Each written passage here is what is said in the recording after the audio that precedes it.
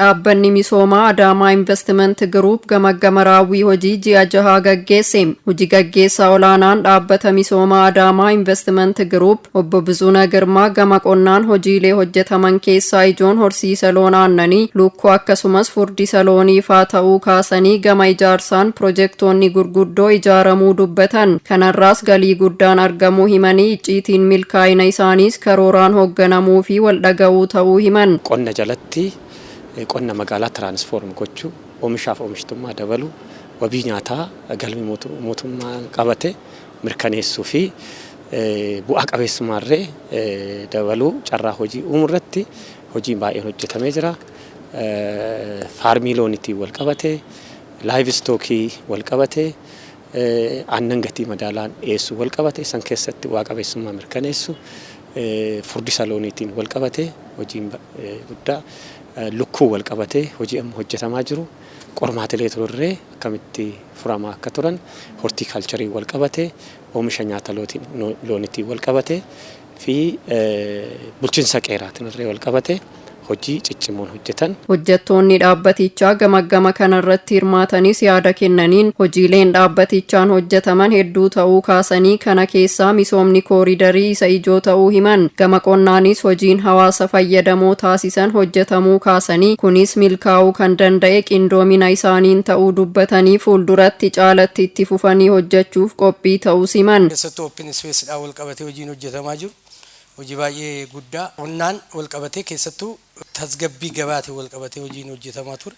Irra caalaa bu'aa keenya fuudhuun ta'in uummata kana gammachiisuudhaaf hojiin hojjetamaa jiru. Hojii waan baay'ee babal'aadha kan hojjetame jechuun hin danda'ama. Gama konistiraashiniitiin, gama qonnaatiin, gama tajaajilaatiin, gama teknooloojiitiin hojii guddaa kan hojjetu kun dhaabbata kanaa jechaadha. Walumaa galatti hojiin gama kanaan hojjetame hojii wanta guddaa sitti agarsiisu waan ta'eef waan guddaadha. Boruuf immoo kanarraa barree kana caalaa waan hojjechuu qabnu. Ni hojjennaa magaalaa keenyas ni boonsinaa dhaabbata keenyallee ni boonsinaa yaada jedhuun qaba. Walitti qabaan boordii dhaabbata Adaamaa Investment Group fi kantiibaan magaalaa Adaamaa obbo Haayiluu Jaldee dhaabbanni Adaamaa Investment Group aadaa hojii fooyyessuu humna guddaa magaalaa ta'uu oomishtummaan akka dabalu akkasumas gabaa tasgabbeessuu faa hojjechuu akka ciminaatti kaasanii carraa jiru guutumatti duguugee fayyadamuu hojjetaa fi hooggantoonni tokko tokko hojii isaanii haalaan ba'achuu dhabuu akka hanqinaatti kaasaniiru. Komitmentiin hojii injifachuuf akka dhaabbataatti jiru akka cimina tokkotti ilaaluu dandeenya jechuudha. Oomishtummaa guddisuu keessatti gahee guddaa taphateera jechuudha. Warri qonna magaalaa irratti bobba'an abdii akka hin kutannee fi gabaan keenya akka hin goggogne taasisuudhaan oomisha qabaannee uummanni keenya hanga danda'ame akka nurraa fayyadamu gochuu irratti akka cimina tokkotti hojii ilaaluu dandeenyudha. Gabaa tasgabbeessuufis yaaliin guddaan taasifameera jechuudha.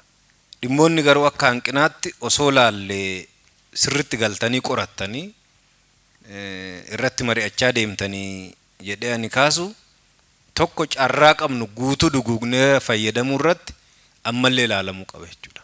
Kaka'umsi hojjettoota gidduu jiru waliif fakkaatu jechuudha. Hanga hoggassaa dabalatee waliif fakkaatu. Mallattoon ergamicha qixaan hubatanii socho'uudhaan hanqinni jiru jira jechuudha.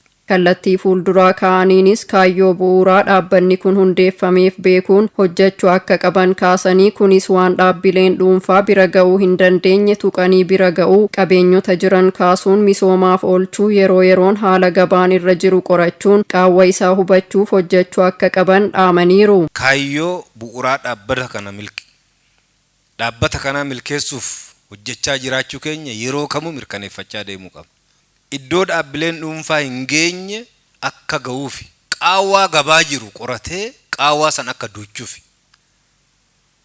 qaawwaa gabaa jiru iskirsitiin jiru maaliin uummanni Adaamaa maal barbaada mootummaan Adaamaa maal barbaada waliigala eeriyaa kan wanti jiru maaliin isa immoo akkamiin guuta jedhee akka isa guutuufi kun yeroo hunda barbaada jechuudha.